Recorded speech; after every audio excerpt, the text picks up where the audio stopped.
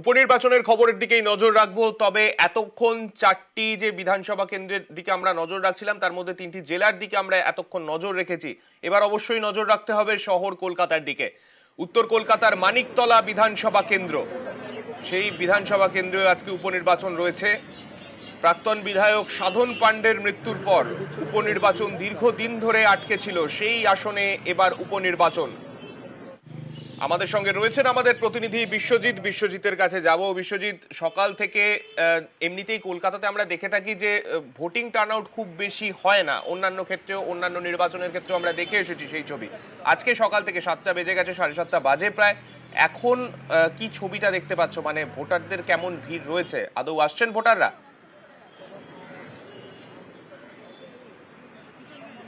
একদমই সেই ছবিটাই তোমায় দেখাবো। তার আগে দেখাবো যে নিরাপত্তার ছবিটা। কেন্দ্রীয় বাহিনীর নিরাপত্তা থাকছে, কেন্দ্রীয় বাহিনী টহল দিচ্ছে।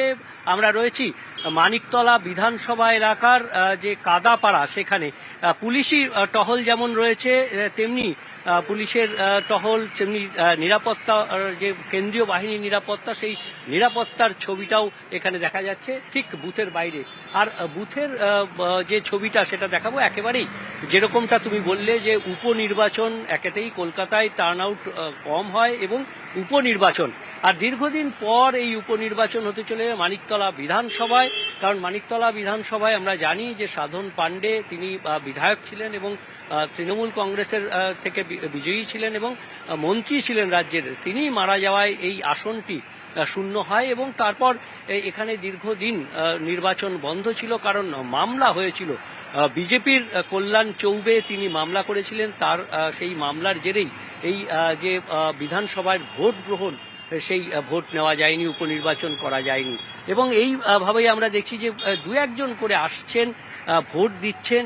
এমনিতেই উপনির্বাচন কলকাতা এবং কলকাতা শহরে সেই ছবিটাই দেখা যাচ্ছে যে ঠিক এই নির্বাচন নিয়ে খুব একটা উৎসাহ যে রয়েছে ভোটারদের মধ্যে তেমন নয়।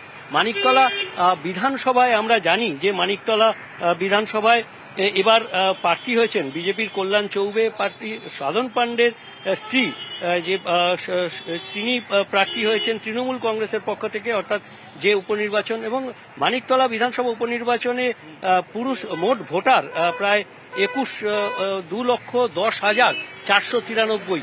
আর এই ভোটারদের যারা যে ভাগ্য নির্ধারণ করবেন, সেই ভাগ্য নির্ধারণ অর্থাৎ ফলাফল শনিবার আমরা জানতে পারবো, যে অর্থাৎ আজ যারা ভোট দিচ্ছেন তারা কাদেরকে ভোট দিচ্ছেন এবং সেই ভোটের যে ফলাফল, সেই ভাগ্য নির্ধারণ প্রার্থীদের, সেই ফলাফল জানা যাবে শনিবার 13ই জুলাই। সেই দিকে আমাদের নজর থাকবে। 13ই জুলাই জনমত কোন দিকে রায় দেয়, সেই দিকে অবশ্যই আমাদের নজর থাকবে। তবে আজ যে 4 আসনে বাংলায় নির্বাচন চলছে, তার মধ্যে অবশ্যই নজর থাকবে রায়গঞ্জের দিকে। কৃষ্ণ কল্যাণী সেখানে আগে বিধায়ক হয়েছিলেন 2021-এ, তারপর তিনি তৃণমূলে যোগ দেন, তৃণমূলের হয়ে প্রতিদ্বন্দ্বিতা করেন লোকসভা নির্বাচনে এবং তারপরেই আমরা দেখেছি তিনি বিধায়ক পদ থেকে ইস্তফাও দিয়েছেন এবং সেই কারণে এখানে উপনির্বাচন হচ্ছে। রানাঘাট দক্ষিণ পাশাপাশি, সেখানে কৃষ্ণ কল্যাণীর যেমন আমরা দেখলাম রায়গঞ্জের ক্ষেত্রে, তেমন রানাঘাট দক্ষিণেও একই ছবি। সেখানে মুকুটমণি অধিকারী, তিনিও বিধায়ক ছিলেন বিজেপির টিকিটে, তারপরে তিনি তার পদ থেকে তিনি ছেড়ে তিনি চলে যান তৃণমূলে। তিনি বিধায়ক পদ থেকে ইস্তফা দেন লোকসভা নির্বাচনে তৃণমূলের হয়ে প্রতিদ্বন্দ্বিতা করার সময় এবং সেই কারণে সেখানেও কিন্তু এবার উপনির্বাচন। বাগদায় একই ছবি, বিশ্বজিৎ দাস তিনিও বিজেপির হয়ে প্রতিদ্বন্দ্বিতা করেছিলেন এবং তারপরে তিনি সেখান থেকে জিতে সেখান থেকে বিধায়ক হন। 2024-এ লোকসভা নির্বাচনে তৃণমূলের হয়ে প্রতিদ্বন্দ্বিতা করেন এই বিশ্বজিৎ দাস। পরবর্তীতে সেইখান থেকে তিনি বিধায়ক পদ থেকে ইস্তফা দেওয়ার কারণেই তিনি পরবর্তীতে যে ছবি আমরা দেখতে পাই, তিনি সেখান থেকে এবার নির্বাচনে প্রতিদ্বন্দ্বিতা করছেন। পাশাপাশি অবশ্যই কলকাতার মানিকতলা, যেখানে সাধন পাণ্ডের মৃত্যুতে উপনির্বাচন হচ্ছে, সেখানে 3টি আসনেই 2019, রানাঘাট দক্ষিণ, বাগদা, রায়গঞ্জ, এই 3টি আসনেই 2019, 2021 এবং 2024 তিন ক্ষেত্রেই এগিয়ে ছিল বিজেপি।